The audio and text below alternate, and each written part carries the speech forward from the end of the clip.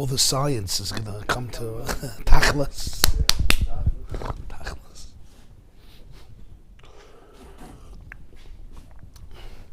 You could make an application. Make an application.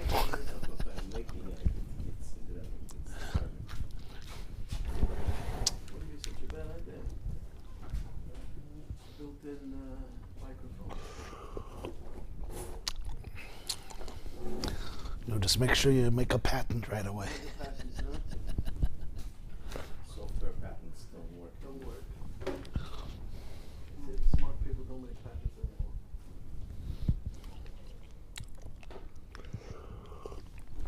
There will be different mechanisms. If you're interested, I'm open for discussion. An investor, you need an investor.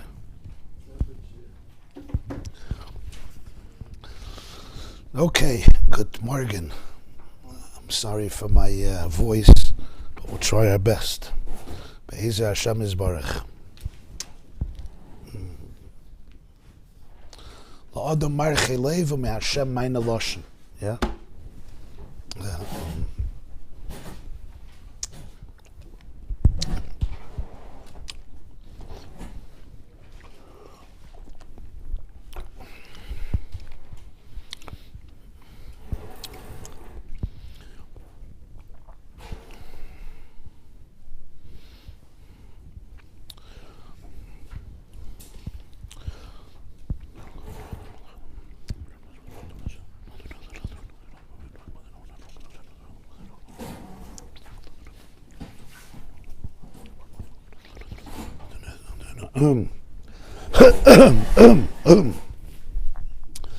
Okay, so we're holding on page Mem.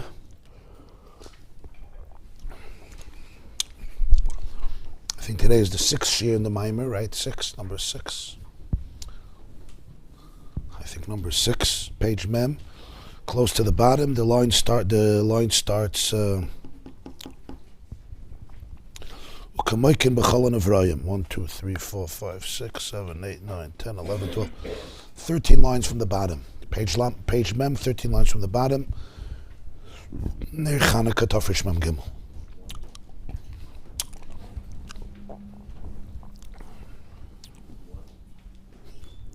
Said Application doesn't work so well.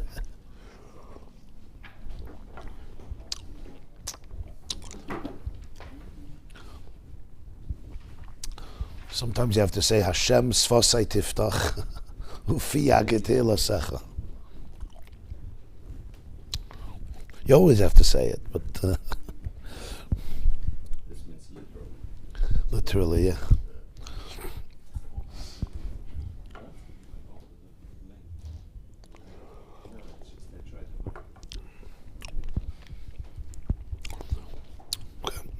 So what was the main point we learned yesterday?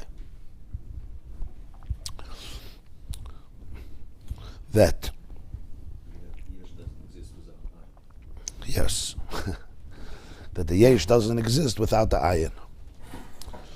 And that means that if even for one moment the Ayin, so to speak, leaves the Yash, it ceases to exist. Not because something has to happen, not because it has to be destroyed and eliminated and obliterated, but because even when it exists, its mitzias is not its own mitzias. Its reality, it's not its own reality. Its reality is the ayin that brings it into being every single millisecond, every single moment. Can we say it's diamond and the neshama to the guf? Well, l'chayre, there's a difference between that and the neshama and the guf, because the guf has its own Reality, but without the neshama. right. But as a daymim, it exists. It'll decompose ultimately, but that will take time, right? Here you're talking even a rock, even a daymim, even that which is, so to speak, lifeless. Without the energy matter. Without the divine energy, it's not just, it wouldn't be able to function as a living organism, right? Whether it's a tree or an animal or a person, etc. But it's very mitzias, it's very its very properties, its fundamental building blocks would cease. Why? Because it has no mitzias outside of the ayin. As explained at length, the difference between the two concepts of Ila v'Alul and Yash and Ayin. In Ila and Alul, also, you could say, the Ila gives birth to the Alul, right? Like a mother gives birth to a child, like a seed gives birth to a tree, like an egg gives birth to a chicken. But nobody's going to say when the egg is gone, the chicken is gone. Or when the mother hen, who brought out, who laid the egg, when she's gone, there's no more egg. Or there's no more chick. In Ila v'Alul, it doesn't work that way. Even though without the Ila, it would have never happened. That's true. Without the carpenter, this table wouldn't have been here. But once it's here independent of the carpenter. Why? Because it has its own mitzias, it has its own identity. What do you mean it has its own identity? Because every Alul was there in the Ila before anybody was there, before the mother, in the original chicken, you already had the blueprint, so to speak, or the potential for every chicken that's going to emerge outside of Kaladoris.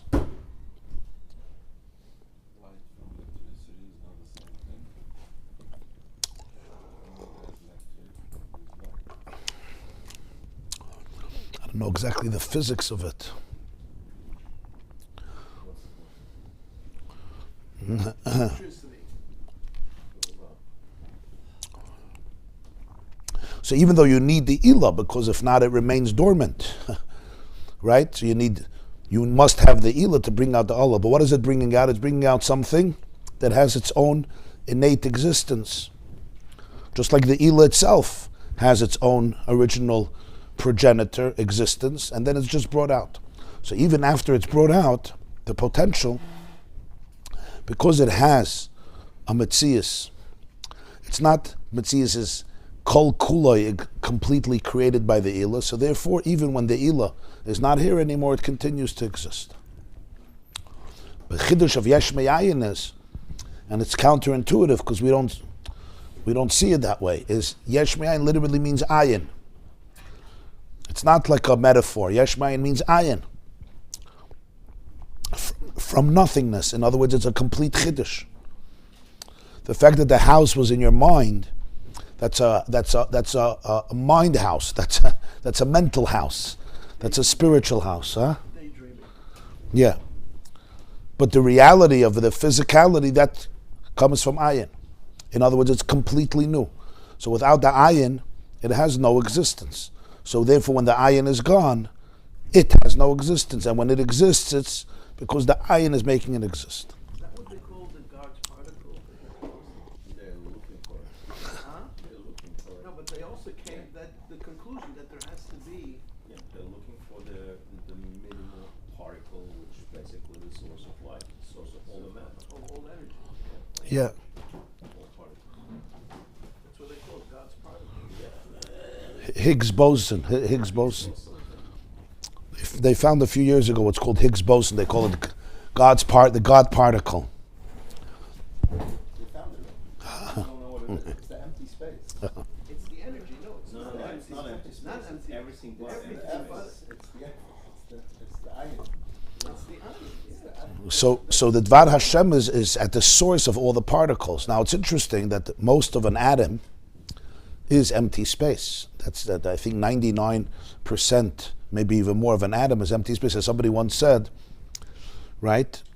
You could essentially take all the matter of this world and fit it in to your carry-on suitcase.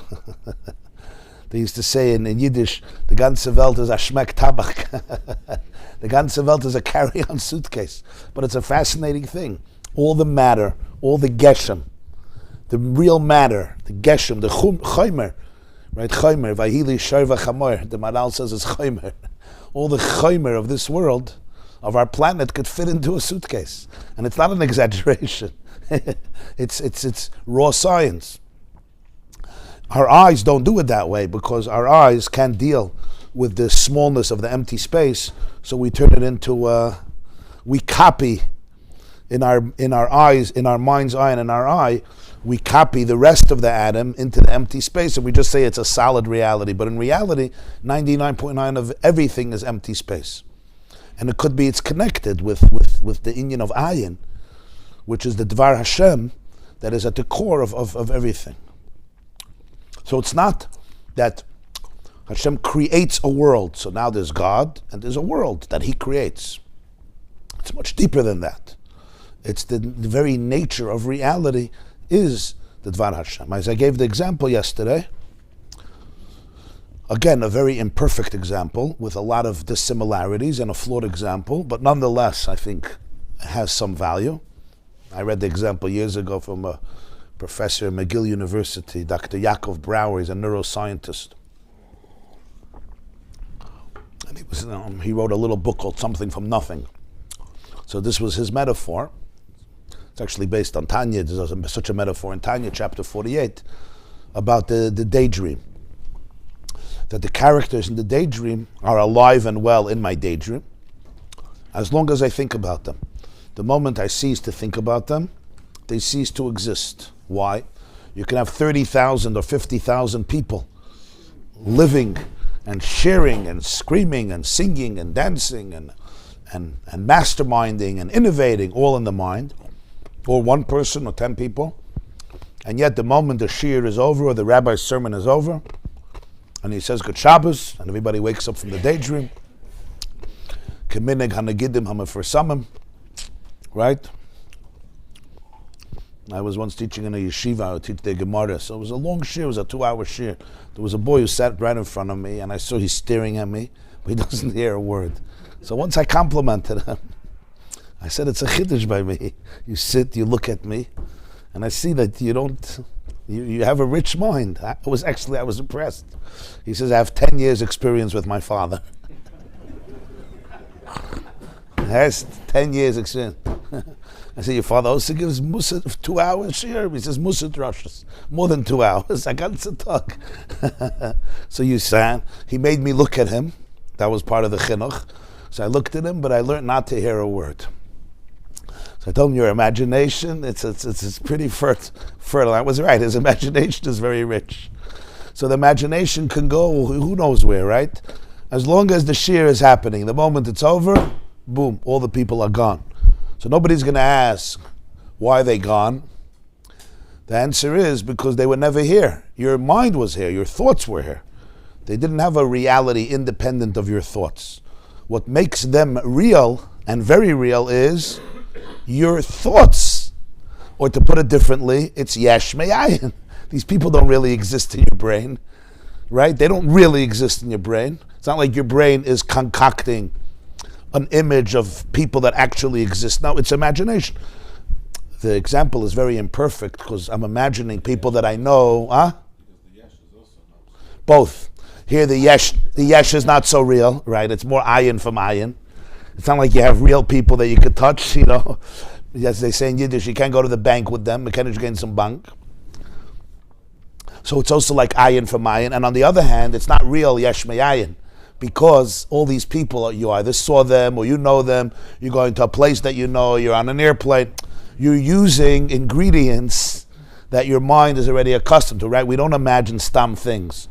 I'm imagining either something I'm scared of or something I'm anticipating, so it's a very flawed example on both levels. It's not a real Yesh and it's not a real Ayin. But it does give the example that because this is Yesh me Ayin, relatively speaking, right? So therefore, they don't exist. My mind exists. My mind is very rich. And as long as my mind brings them into a living existence, they're alive and well. The moment I seize, I don't have to destroy them. I don't have to take a weapon and kill these characters. Why not? Hashem doesn't have to do something to make the world Ayin. If Hashem doesn't want the world to be, what has to happen? One word, nothing. Nothing has to happen. That's it. Something has to happen for creation, because creation is Yesh Ayin. And that gives a whole different perspective on the nature of reality. And that's the word Dvar Hashem. It's not Vayomer Elokim Yehi Or, Vayehi Or as something separate. The Vayomer is manifested in the Or, in the Rakia, in the tree. The words are morphed. They're morphed. They become concretized in the universe that we observe, and in all of the universes, that which we observe and that which we don't observe. So La'olam Hashem Dvarcha Nitzav B'Shamayim. See Hashem Sfosai Tiftach. It's a helft. La'olam Hashem Dvarcha Nitzav B'Shamayim doesn't mean your words have eternal validity. Like what Hashem says is going to happen is going to happen. It's much deeper than that. That's the Baal Shem Tov's taich based on the Medrash. That Dvarcha V'Yehi Rakia is Nitzav B'Shamayim. It stands in the heavens. It's not he said and there's a heaven. Nitzav B'Shamayim. What does it mean it stands in the heavens? It's not a bodyguard that stands in the heavens.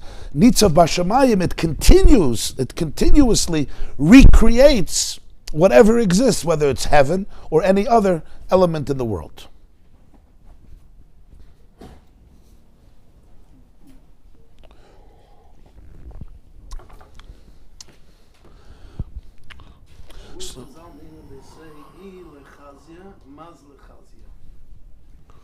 Yeah, in Meseches Megillah. So what's the question? So there is a connection between the... Obviously. Not a complete... Yeah, so when you speak about Seder Hishtalshelus, or the higher worlds giving birth to the lower worlds, right? So that's in terms of the teichen, the spiritual chemistry. Everything in the world has a teichen pnimi, it has a message. That theme doesn't begin on the physical level, it begins on a spiritual level.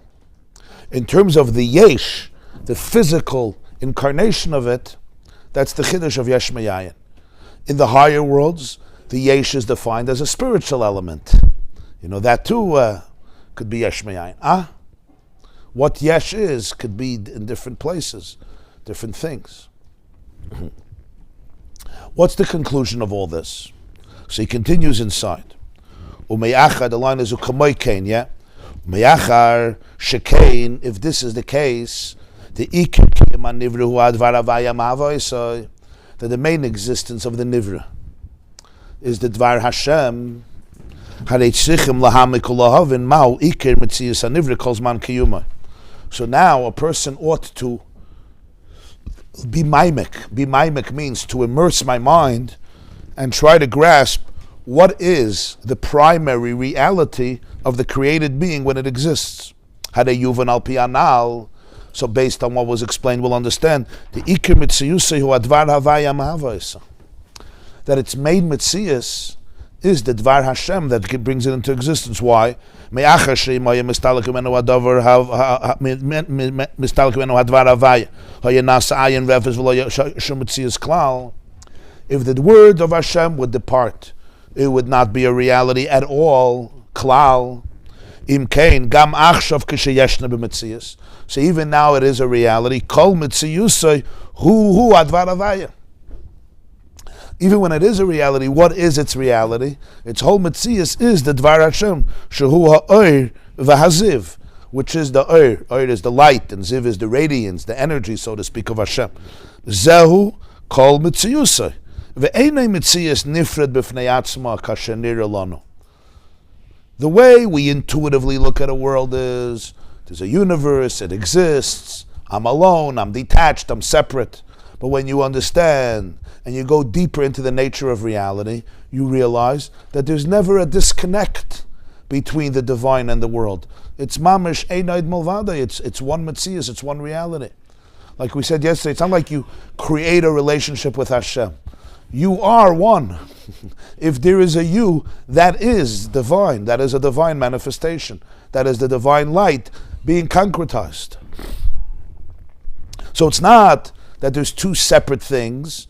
Elamai, Hashem is the boss. He's the big boss. He created it, so therefore I'm going to follow his instructions, so to speak. It's much deeper than that. Right? It says by Avram Avinu, Vayikra Sham b'Shem Hashem Keil Olam. He planted Vayita Eshel b'Vereshava in Parshas Vayera. He planted a tree or a garden or built a hotel. There's the two interpretations, Rav and Shmuel. Vayikra Sham b'Shem Hashem Keil Olam. He called out in the name of Hashem, Keil Olam. So the Mefarshim should have said Keil HaOlam, God of the world, Keil HaOlam. So the Balatanya writes, Keil Olam. What Avram Avinu was Megala was that Keil and Olam are one thing. It's not Keil HaOlam, the God of the world. Keil Olam, yeah. It's not just I'm the balabas. This is like I have my patent. Hashem Barutzim Loya. I'm the balabas. Mi Oimaloi Matas. I'm the boss. It's much deeper than that. In that sense, there's still two things. There's Hashem and there's me. Keil Olam means that is the whole metzius of the Olam. It's complete oneness. So even when it exists, what is its real metzius? Its real metzius is the Ayin that's vivifying and animating and giving existence to the Yash. It's like you'll go back to that mashal. What is the real identity of those people in my brain? If you break them apart, what is it? It's my neurons, right? It's my neurons. Is somebody going to say, for example, those are images right, again, constructed in your mind. Yeah. Which are Right, of course. Which are basically, you can say it's somewhat real. Yeah. Because they exist in They certainly have some realness, at least on some level. Yeah, it's not a realness in the sense that I'm touching the physical body of a person, but it's real in the sense that you can get scared, you can get excited, you can get very emotional, you can get jealous, you can even get angry, you could love them, you can hate them, right? There is a martial in computer science today. I mean, everybody understands because everybody has computers. Every computer operates on what is called clock rate.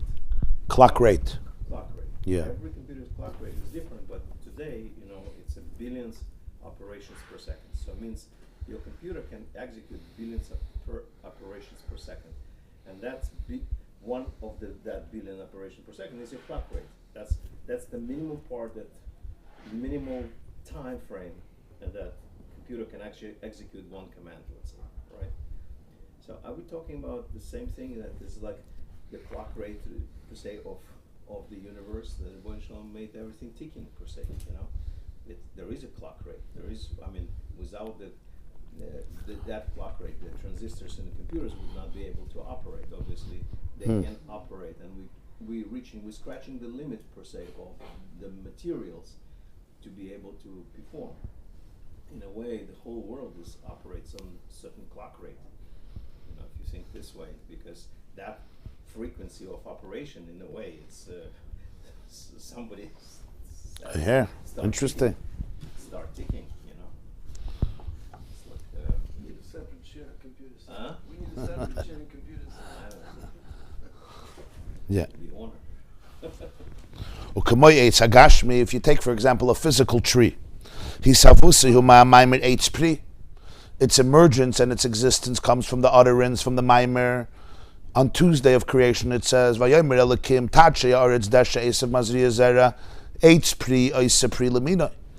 maimer that Hashem said there should be an eitz pri, a tree that produces fruits. And from this came the whole reality. What do I say reality? The whole chemistry. The chemistry of a tree is incredibly complex and intricate. It's unbelievable, right? Again, we take for granted when you study what it takes to have a tree. You put in a seed into the earth, to the ground. It's another example of Yash Ayin, right? You put in a seed, and then suddenly, a few years later, or even a few months later, a few weeks later, it produces something with food that happens to perfectly replenish your body and give you all the energy that you need, together with all the other animals or insects or whatever it is that can live off that.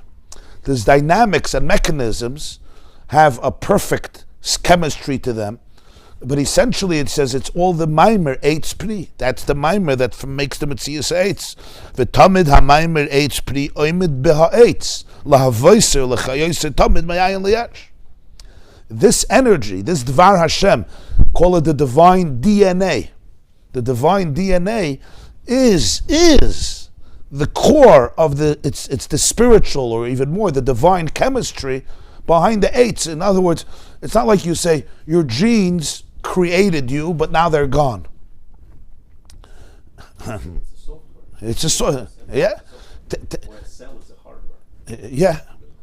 Take out from a computer the hardware, the software. You say, why doesn't the computer continue to function? It's not as two separate metziasin. That is the program that it functions. It's just done in a way that, what do they say, for dummies, computer for dummies, that simple people can be able to actualize the back-end program in their daily usage. Right? How much programming, intricacy, and brilliance is in an email address. And if you take out a dot of your email address, it's not going, because each letter is just a symbol of a back-end program, whether it's the software, the hardware. So if you have a cell in the person, right, that's like the hardware. You have the software in the person. So it's not like there's two separate things. There's my genes, and then there's an I that's separate from it. That's a muscle. You continuously, the DNA is continuously the blueprint for life and the source of life. On a deeper level, he says that's the Dvar Hashem. If the mimer, if the divine DNA would depart any tree, or any bush, or any shrub, or any plant, or any blade of grass for a moment, it reverts to nothingness. It's not like a little bit would remain. It would be dead, it would be emaciated, it would be dried up. No, there would be no mitzias at all, like pre-creation. Nimtza, gam achshav sheyeshne mitzias eitz, mao mitziusoi. So now there is a tree. But if what is the real tree? It's the energy, the divine energy of HP. I see a tree. Why are you saying this? It says, if we had microscopic eyes, or as he puts it, if the eye would have permission to see, how you royin kol davar echsho bottle b'metzias. When you would look at reality, you would see Bittle. What says you would see Bittle? Pirush echshe kol metzius rak advar Hashem kanal. That its whole metzius is a manifestation, an outgrowth of the Dvar Hashem. Rak mipnei she'enei basar lanu. Our eyes, which are also being vivified every moment by the Dvar Hashem. And they become eyes of flesh, so they have the retina, the eye, the brain has its sensors and its kalim and its way of detecting reality. My physical eye doesn't pick up ayin. Doesn't pick up ayin. To say that my physical eye should look at something and see the Dvar Hashem, I don't. That's not a mistake. That's also part of the Ratzon HaBoide. So there could be the whole avodah, the whole experience of Bittle hayesh la'ayin, and for that there's a yesh, and my eye picks up a real yesh, not ayin. There was somebody once said in France, years ago, a few centuries ago, he was an atheist, and he said that he has the best telescope in the world, and he looked everywhere with his telescope, and he couldn't find God. Obviously doesn't exist.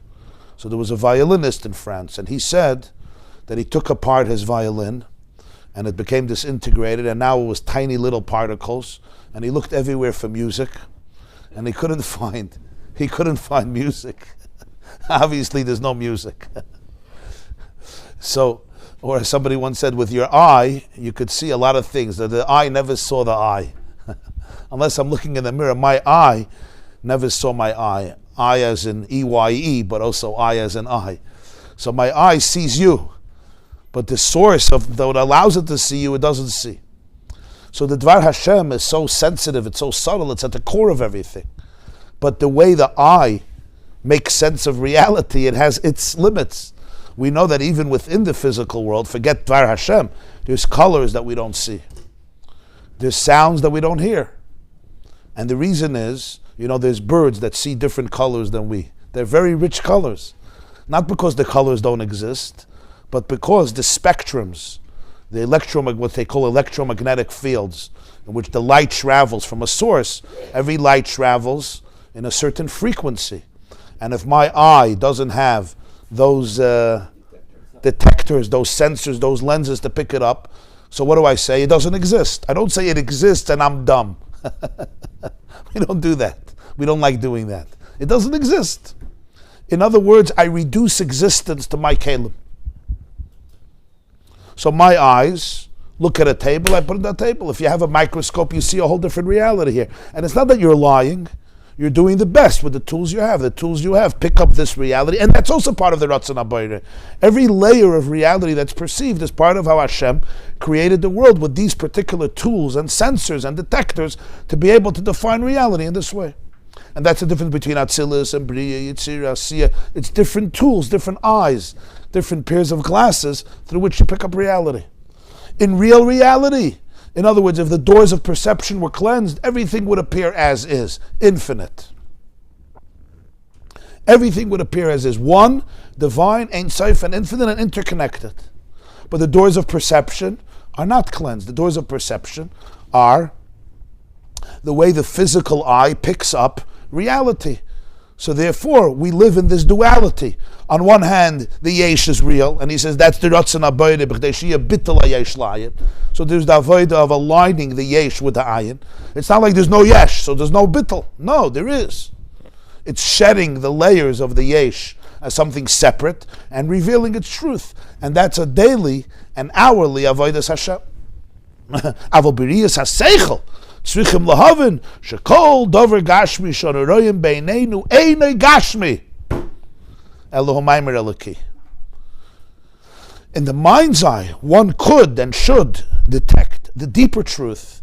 What I'm looking, and I call this a physical world, it's not a physical world, it's a divine world. You're not a physical person, you're a divine person. It's a Maimer Eloki. It's Hashem being manifested, God's light being manifested through every single Bria. That's the tafkid of the set. Yeah. He calls it Einei HaSeichel, the mind's eye, but Iyas HaSeichel. We can block that. We say, something's happened to you. Focus on the negative and then that block the positive from helping you. Yeah. There's a sefer called Beis Rebbe. It's a biography of the Balatanya. It was written by a Yid named Reb Chaim Meir Hillman. He was a Kapus to Chassidus. He tells a story there. In the last days of the Balatanya, he told his grandson, the Tzemach Tzedek, he looked up and he said, I don't see the koira. I don't see the rafter. I see the Dvar Hashem that's Mechayet. They say that the Kozhnitz Magid on his deathbed, Rabbi Yisrael of Kozhnitz, he told his son that Chapshinish can give. In Polish, Chapshinish can give. I don't have a body. So his son touched his father's hand and he says, Tata, ich zedach the gif. I see the body. He says, the tapst mit gif, zest the gif. The tapst mit gif, zest the gif. Which means you're touching me with your body, so you see the body. It's really a matter of. He wasn't talking about a different world. Transcend doesn't. It's so true. The tools we use to define reality defines reality. That's how it is, and that becomes reality. I once told you a mashal. It comes from Heisenberg. He actually gave it about quantum mechanics. He said that there was a fisherman. He was actually, I think, mocking Einstein, and this is one of the areas where Einstein was proven wrong. Not many areas, but one of them. And so his mashal was that there was a fisherman who wanted to ascertain the size of fish in the Pacific Ocean. So he put in a net, and the net lifted up, he picked up the net after a few weeks or a few months, and he came out with a declaration that there's no fish that's smaller than 9 inches. And he was the laughing stock of humanity. In your living room you have goldfish that are smaller than 9 inches. And then they realized that the holes in the net were 9 inches. There's no fish smaller than 9 inches. He wasn't lying. The holes in his net were 9 inches. It's a very profound metaphor, because what it means is the instruments I use to define reality will define the reality. and in my mind, I am scientifically, absolutely objective, authentic, accurate, and truthful. Now, we all have nets with which we define reality, everybody. It is very easy, when you look at a person at night, you don't see anything, dark and dark, right? Our eyes doesn't pick up anything. Yeah. But if you have infrared binoculars, so you can actually see the person. Beautiful. Light, because the person does reflect infrared light, we just our eyes doesn't pick up. Very infrared. nice. So the binoculars does pick up. Very so nice. See the whole person, because we can reconstruct the image from that light. So Very that's how nice. it works. The light that a person reflects at night or transmits at night, what is it called? Infrared. Infrared. It's actually emits. We're emitting infrared. Our regular eyes can't pick it up. So in the middle of the night, I look at you, I can't see you. I don't even see you're there. One in Mishnah is one of the samanim for Krishma, right? Mishayakir is chavere birichuk dalad amas v'yakirenu. If it's light enough that somebody, an acquaintance, is standing not right near me, because then I'll see you in the middle of the night. But if you're standing more than dalad amas away, 6 feet, 8 feet, 20 feet, and I could recognize you, that's a siman that it's not enough light to be able to say Krishma. But in the middle of the night, if you have those binoculars, then you could pick up the light. So it's always, you have to always ask myself, what are the kalim I'm using to define reality? And it's also true in relationships, even more true, right? Everyone has a net through which you define your wife, your husband, your children, your loved ones, the people near you.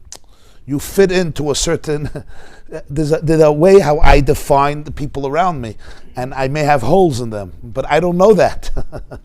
Very few people go back to the instruments that they're employing to define reality. They say, this is reality. I know it's reality. Could we just look at the tools you're using to define reality? It's not so easy to do, because those tools are very deep. Once you have that net, all the fish will be larger than 9 inches. There's no arguing with that.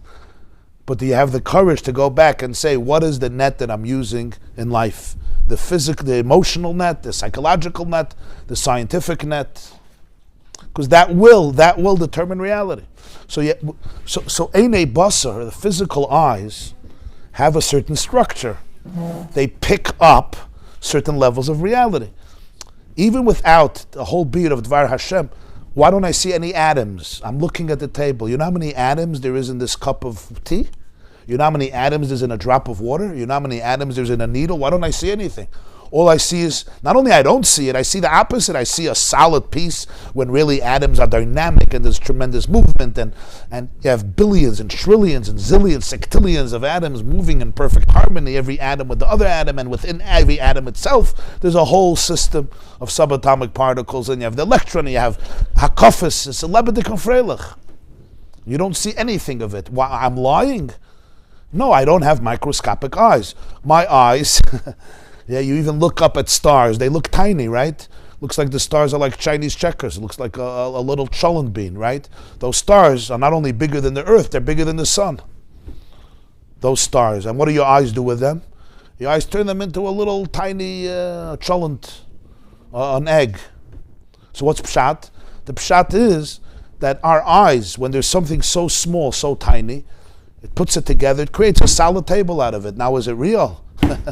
It's real from my ears, it's real from my hand, and it's real in the sense that you could sell it as a table, you don't sell it as an atom. I don't know how much you could charge for that.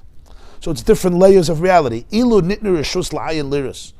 When the eyes are, so to speak, refined, and they pick up the true energy of reality, what would you see? You would see the Metzius. What's the Metzius? The Metzius is that the whole universe and every single nivra is the Dvar Hashem that's being Mechayed and Mahavit, and the physicality too. The physicality is just the manifestation of that Dvar Hashem. V'u'inyan hargasha kilu raya. V'tzarech liyas kilu huraya mamish be'ena v'u'inyan hargasha kilu raya. When a person really tunes into this, there could be a hargasha.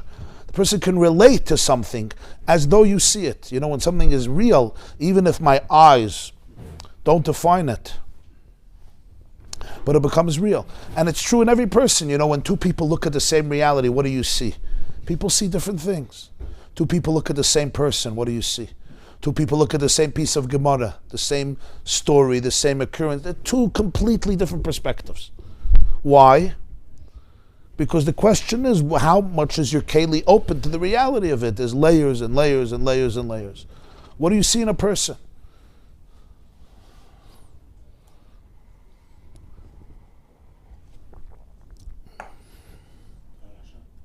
Yeah. Person speaks, yeah? A child speaks to you, one person says, chutzpah. Right? That's what he heard. Another person is a little deeper, he says, oh, pain. Who's right? Is it chutzpah or is it pain? Depends who's the principal. Another person sees a need for attachment. Huh? Love. Asking for love, right? It's a good therapist. But another person says, chutzpah, arois. And he's right. Huh? And it depends on my own tools, how I deal with myself, what I see in myself. Am I a mechutzif? Or am I looking for love? What I see in me, I'll see in you. It's always, everything has to do with that. So the same is true with the whole world, the whole universe. Now when you think about Einoid Mulvade, so now ask a question. If somebody tells you, I'm alone, I feel alone, is anybody going to give you advice? I have a great idea for you. Somebody says, I need a friend, I need a relationship, I want to connect with somebody, I want to, build a house, I want to get married, whatever it is. So you say, I have a great idea for you. Why don't you just sit, close your eyes, concoct a daydream about somebody, and you'll build a relationship with them in your daydream. They say, no, it's not going to work. You're still going to be alone afterwards. Why? You have 30,000 people here, you're not alone. And the answer is, because they're all part of you. Since they're all part of you, so therefore, you're still alone. So the Bittle Yash, Ayin, the Yash that we see, creates Loi Tova Yos Adam Levada. It's not a mistake that we see a world in which you don't see the Dvar Hashem. That's part of the Tachlis, that's part of the Avodah. That the relationship with Hashem happens through the perception of otherness. On one level, there is a world. The Dvar Hashem creates the world, and the world is a Yesh. On another level, does it take away Hashem's oneness? It doesn't take away Hashem's oneness. Like all the characters in my daydream, I'm still alone in the room. There's no 30,000 people in the room with me. I'm in the room. So in that sense, the Achdus is like before the Bria, because it's all one. And yet, from our perception, we see what seems like a very separate and fragmented and detached world. This also gives us an appreciation of the whole union of Avodas Hashem. What Avodas Hashem is, serving Hashem.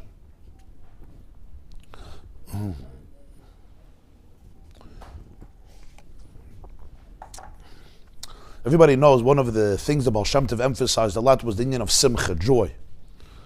That Yiddishkeit should be practiced with joy and passion and enthusiasm. So there are those who make a mistake who think that it was just a cultural thing, meaning there were those who felt that, Judaism should be more somber or more serious or more, I don't know if the word is fakvetch, not fakvetch, but more mechuvatz, constricted, and every emotion should be measured, v'chuli v'chuli. And the Chassidim created a culture, bring a bissel l'chaim, mit lekach, mit schnapps, a yahrzeit, good, nachat tikkun, celebrate life. It's more a form of, chill out, so to speak. Don't take yourself so seriously, and let's go for a tencel, and etc. The truth is, it's a much deeper Indian. It has to do with this. The Baal Shem Tov was being megala pnimiyus haTorah, pnimiyus Torah sanister. Pnimiyus haTorah is megala that the relationship between a person and Hashem is not one that's defined only in terms of subservience. That's a very limiting way of defining it. It's really a nekud of achdus. If I tell somebody, you're going to be a slave your whole life, but you know what? It's worth it. You're going to be a slave for 99 years. But when you finish that, you're going to have eternal bliss. So even if I take you seriously and it's true and all that, but sof kol sof, those 99 years have an element that's depressing. Or as there was a philosopher, he didn't like Jews, his name was Voltaire. He once said, if there is a God, I want to be him. I want to be him. Mechaya HaMesim. I want to be Mechaya HaMesim. HaMamlich Melachim V'lo Yamlucha. Right? I want to be Mamlich Melachim V'lo Yamlucha. Sof kol sof, it's an element of subservience. Emotionally, it's difficult. The Baal Shem Tov was megala this nekuda of Einoid Mulvada. Avodas Hashem doesn't mean you put yourself aside. I don't care who you are. Surrender to the big master and you'll get Olam Haba for that. No. Avodas Hashem actually means a relationship with yourself. So Avodas Hashem is celebrated in a different way. It actually means a way of living in which you're aligned with you. That's what Bittle means. Bittle means not you nullify yourself for the sake of a big God because he's stronger than your tati and he's bigger than you and he's more powerful and he'll reward you. And it's for your benefit. Avodas Hashem actually means alignment with the ultimate self. That's what Bittle means. Bittle means you shed the layers and the perceptions of self as though you're disconnected, as though you're alone, as though you're detached, as though you're external. It means actually tuning in to your own real Metzias, your deepest Metzias. So when you ask, what is the blueprint of Torah for life? The blueprint of Torah for life is basically a blueprint that allows life to be lived in a way that is consistent with its true chemistry, with its true essence. So the whole attitude is a different attitude. So it's not that Yiddishkeit is this heavy burden that God placed on me and I'm a slave, but there's a good reward coming after. And there's also a lot of benefits, while you're a slave. You work for me, but there's benefits. I give you maybe some benefits. I'm not always, but there's schar mitzvah b'hayal maleka, but there's good stuff on the way.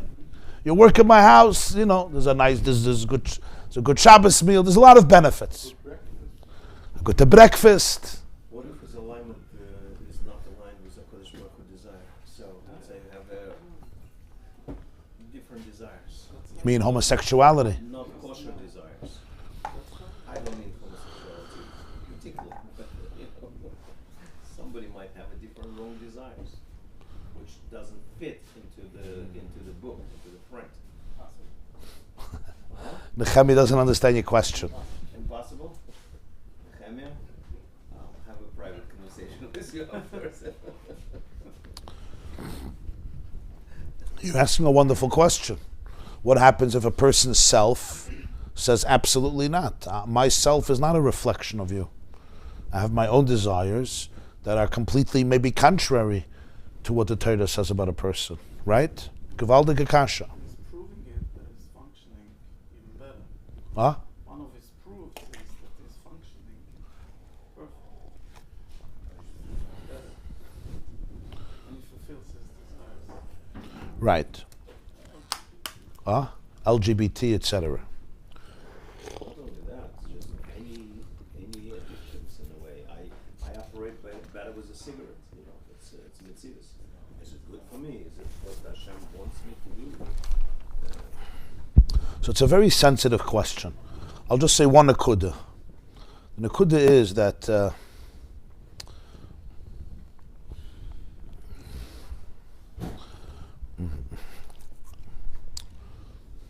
there's two levels in Avodas Hashem. Something called the skafia and something called the shapcha. We spoke about it many times. Skafia means to subdue. The shapcha means to transform. It's not two opposite things. It's two layers in reality.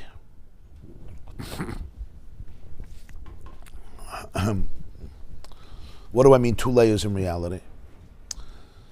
If the doctor tells me there's diabetes in my family, which the doctor told me, and therefore I have to be careful with sugar, which the doctor told me. I'm not just giving a mashal from Rakia Hashvi, right? But you go in here, Baruch Hashem, in the morning, and there's always a yard site, yeah?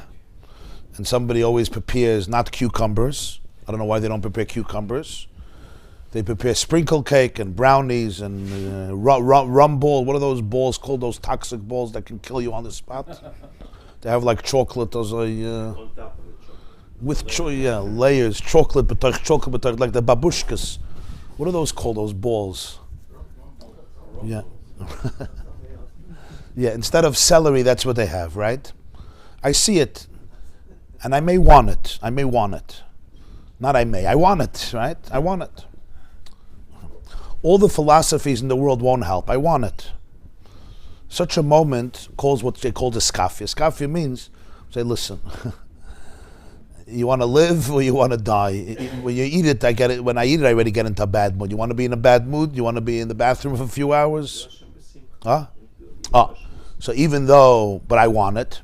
But it's not a subjugation that is torturous, because it's a subjugation where I understand very clearly that my gums, my saliva, my abdomen, my body has a certain craving, but right now this craving is not going to be worth it.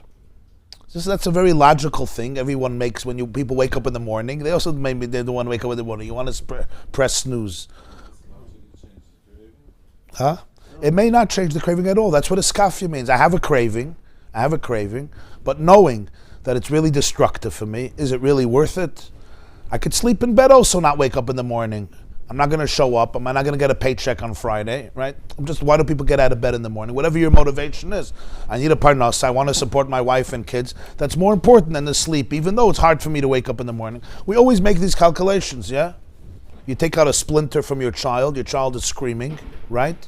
You don't tell him it's geschmack, but you know the alternative is an infection, and an infection is going to be much more painful, chas v'shalom, than taking out the splinter. We all do these things in life constantly, where you delay gratification, or you postpone it, or you ignore the gratification. Why? Because you understand that your reality is going to regret it, and what you really want is you want to live. More than cheesecake, you want to live, you want to be healthy. Right? We're talking about a person who's functional and likes their life. I'm not talking about somebody, Khalila, who's in a terrible, depressing state. But there's a much deeper, and if I'm there, that's what I have to acknowledge. I have to acknowledge that's where I am. There's a much deeper place. And a deeper place is that I'm not always there is. When a person actually works out their stuff and goes deeper into themselves, ultimately, those cravings that are not producing and are not helping me be me become sometimes, and we know this in our life, they become mias. They become completely irrelevant. That's called ishapcha. That's called transformation.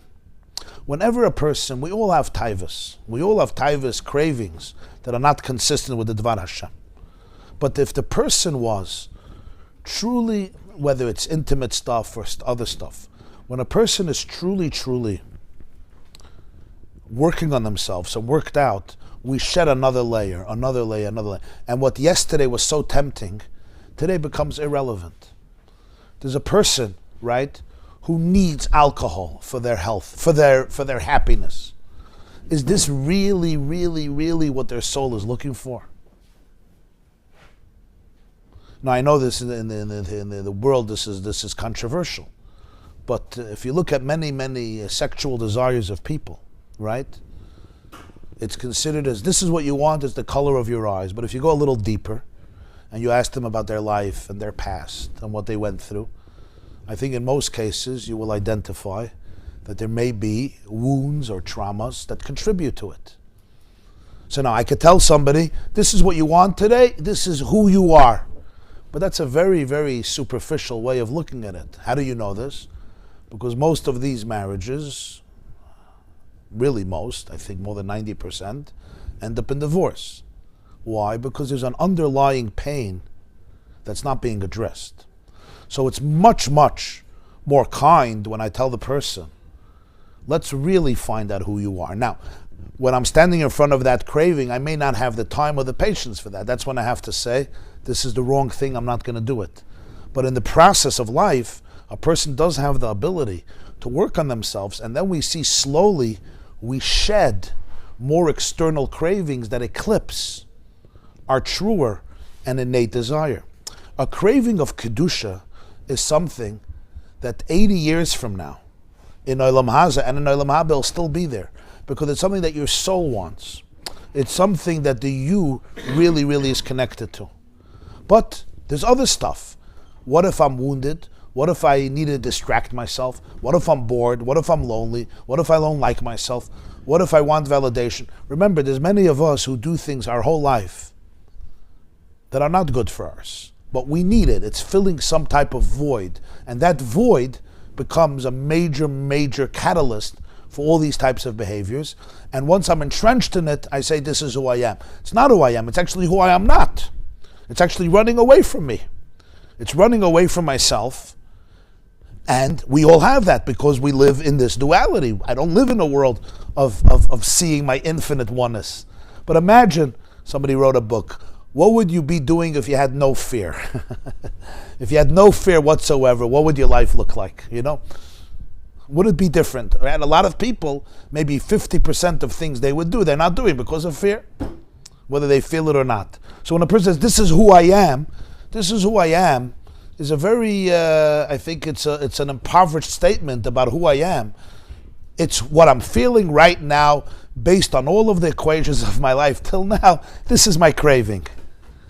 Can we dissect it a little bit? Can we see what's behind it? Can it be possible that this is all a coping response to my experiences in the past, and this is my best way to cope? If a person is always getting angry, there's people who lose their temper and their fuse a few times a day. You ever met such people? Huh? Okay. And a person tells their wife, this is who I am. I'm an angry meshugana.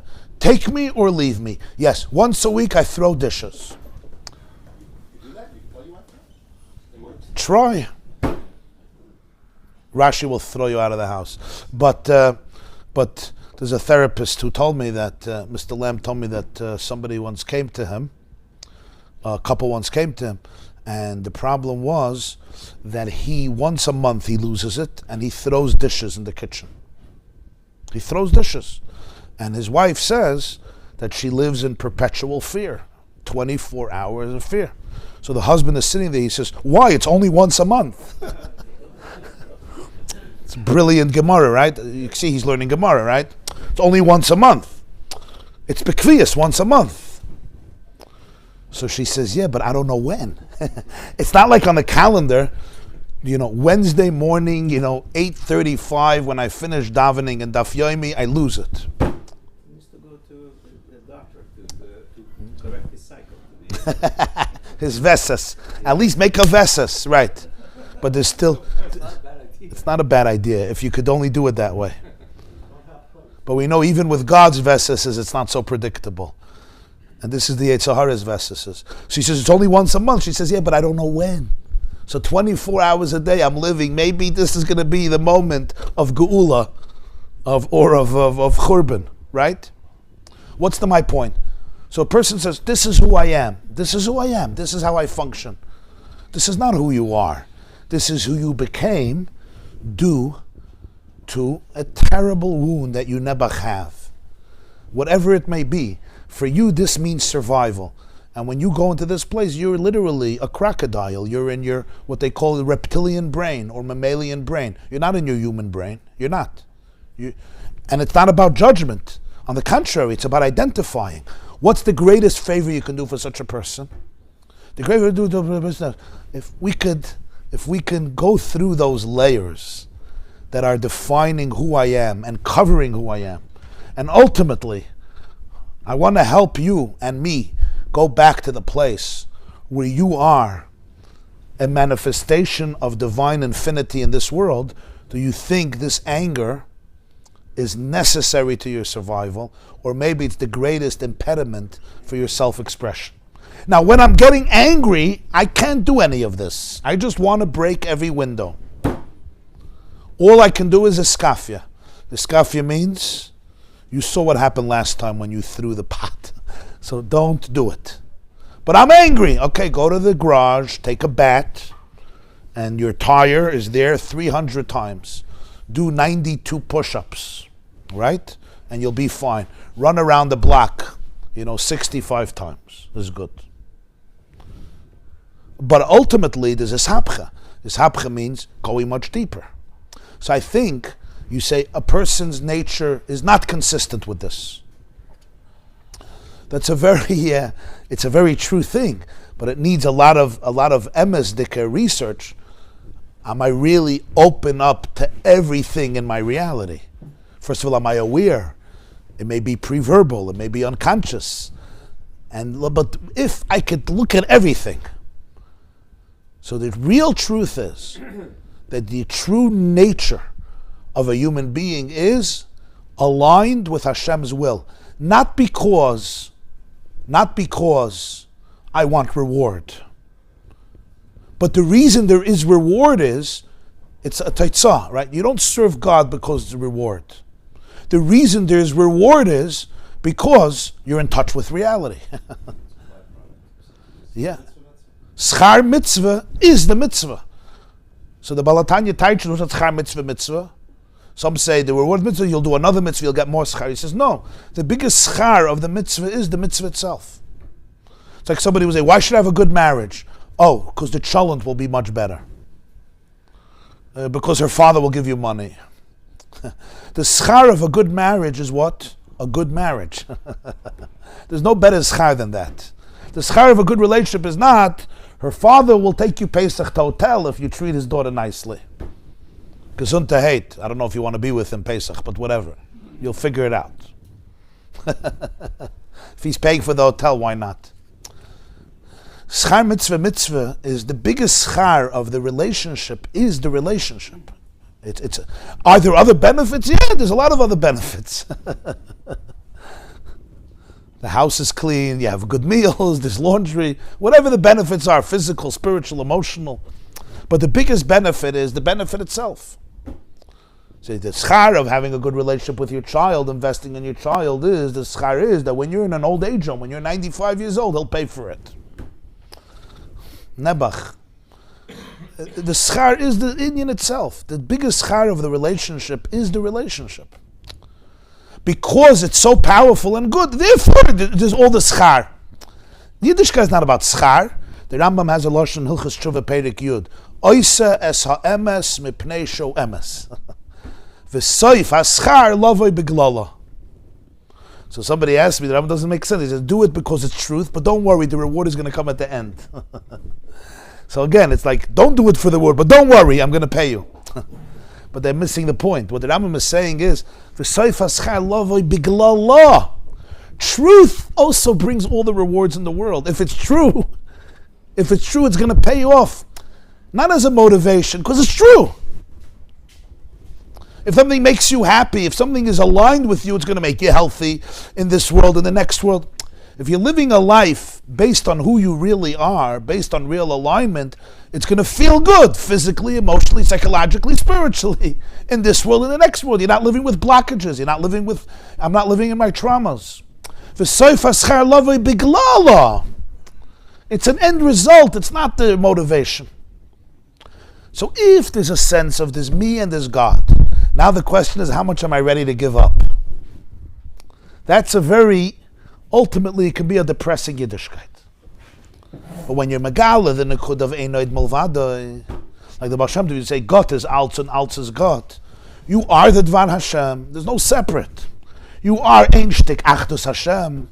So then the whole Avodas Hashem is a different type of Simcha. It's the ultimate self-expression. Bittle is not self-nullification. Yash is self-nullification. The rest, Yash is self-nullification. Bittle is self-expression. I never said that before, just came out. Huh? Yash is self-nullification. Nebach. You're taking a beautiful mitzias and you're destroying it by turning it into some arrogant, pitiful creature who has to be arrogant. That's self-nullification. That's a churban. Bittle is self-actualization. It means you're expressed. You're expressed. And yet it's also the ultimate humility, because the you that's expressed is the divine glory manifested in you coming out. It's the Dvar Hashem coming out. And it's oneness. It's not two separate things. There's God in the sky and there's me and he's controlling me. No, he and you are him. He's you, you're him. That's a danger to become self-righteous. Everything could be dangerous. That's why monotheism came before this. Monotheism was the emunah b'shamayim mimal. But then there's al haaretz mitachas einoid. Because this can also become, there's the Spinoza's idea, there's nothing outside of nature and there's nothing outside of me. But this is much deeper. It's not saying there's nothing outside of me. It's not saying there's no God outside of me. They're saying there's no me outside of God. Right? Chazal say, Hu mekayma shel olam ve'ein ha'olam mekayma. Baruch ha'makam baruch hu mekayma shel olam ve'ein ha'olam mekayma. Did I answer your question about Avram? Or not really? Not really, because I'm afraid that I didn't think so. with your answer, I'll become a liar. So I look at cucumber and I say, oh, it's a rumbaba, No, I have to be honest with who I am. If I'm angry, it doesn't help to say I'm not angry. I have to be honest. The answer is yeah, you're not aligned. It's a lifelong journey. To align yourself. No, I am aligned, but if I'm wounded, I'm not aligned. If I'm wounded, I create a coping mechanism in order to cope. And we all have coping mechanisms. Some people detach emotionally. Is that who they are? Bessel van der Kolk told me that they're discovering in medicine that mental illness may be caused by trauma.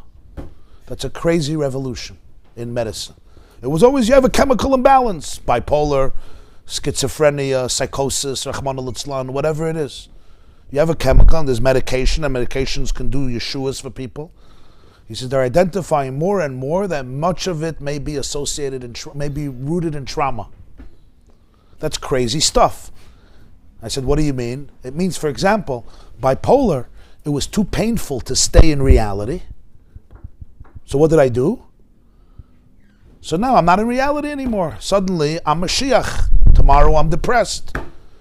So what that means is that sometimes you're looking at an illness and what you're really identifying is unbelievable pain that produced a coping mechanism that turns me into a sick person.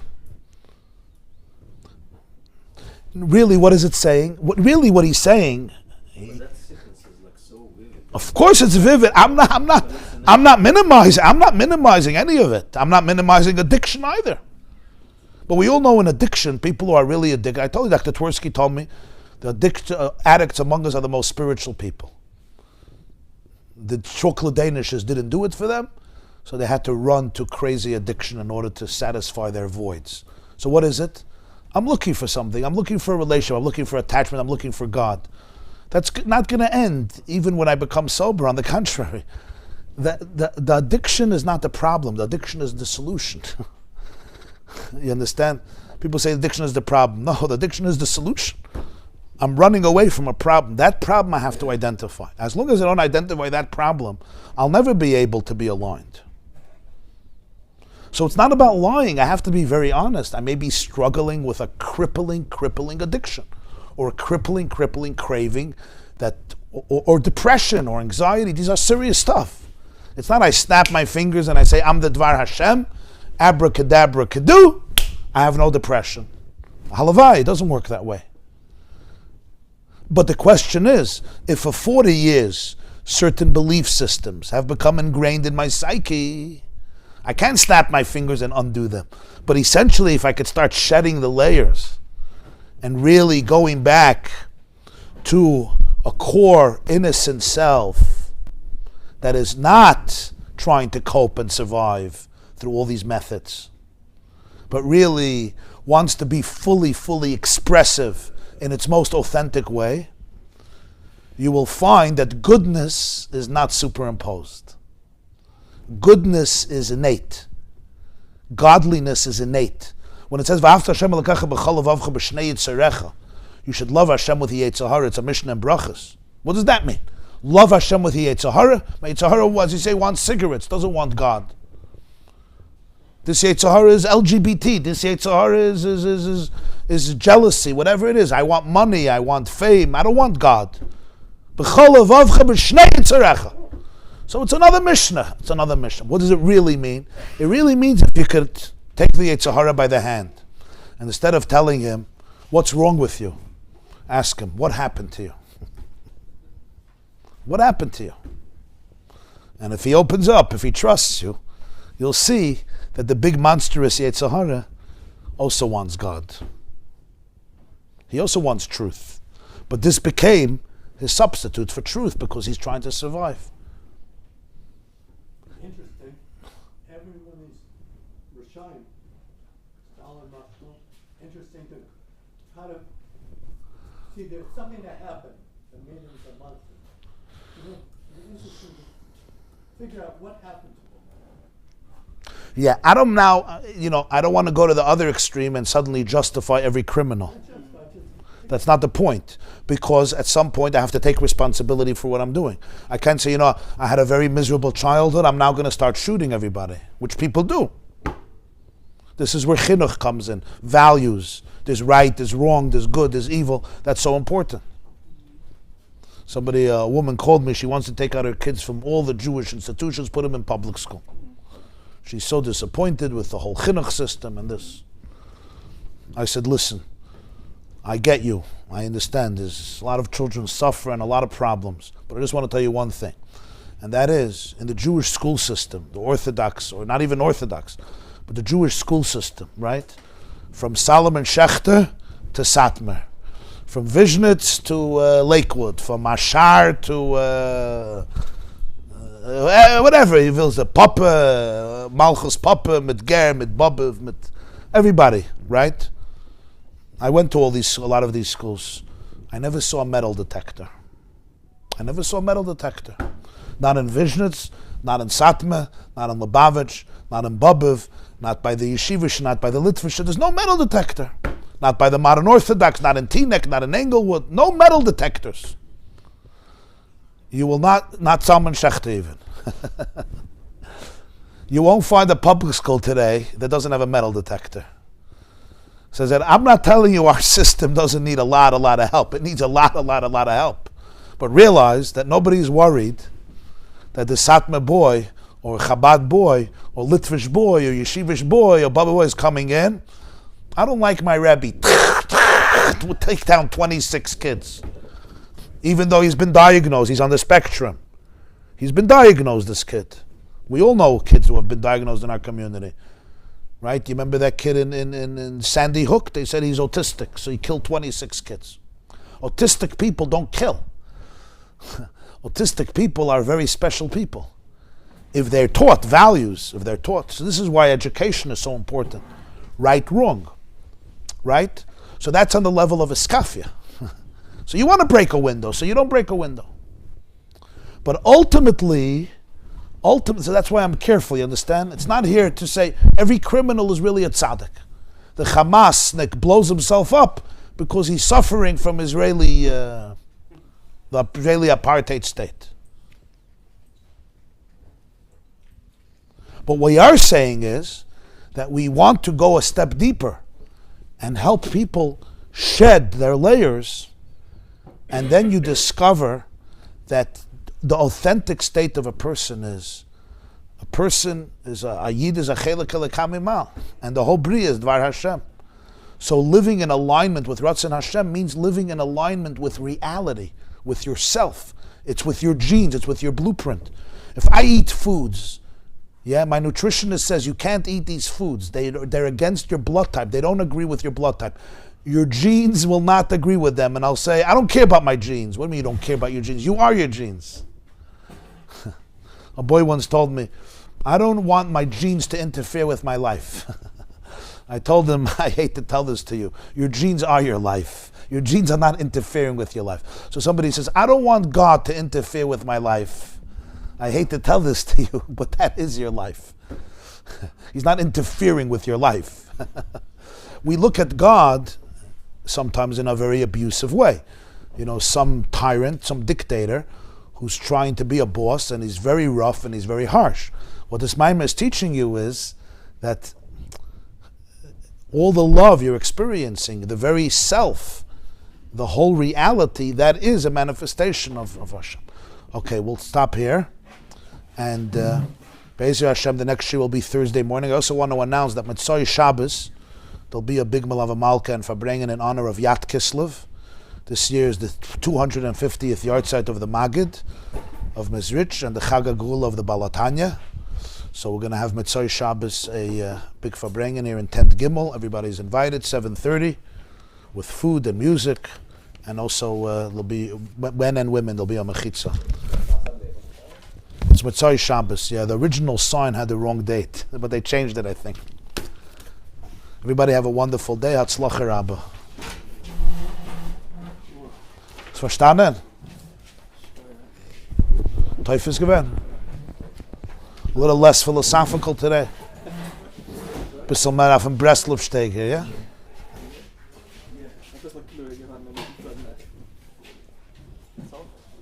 In a moment.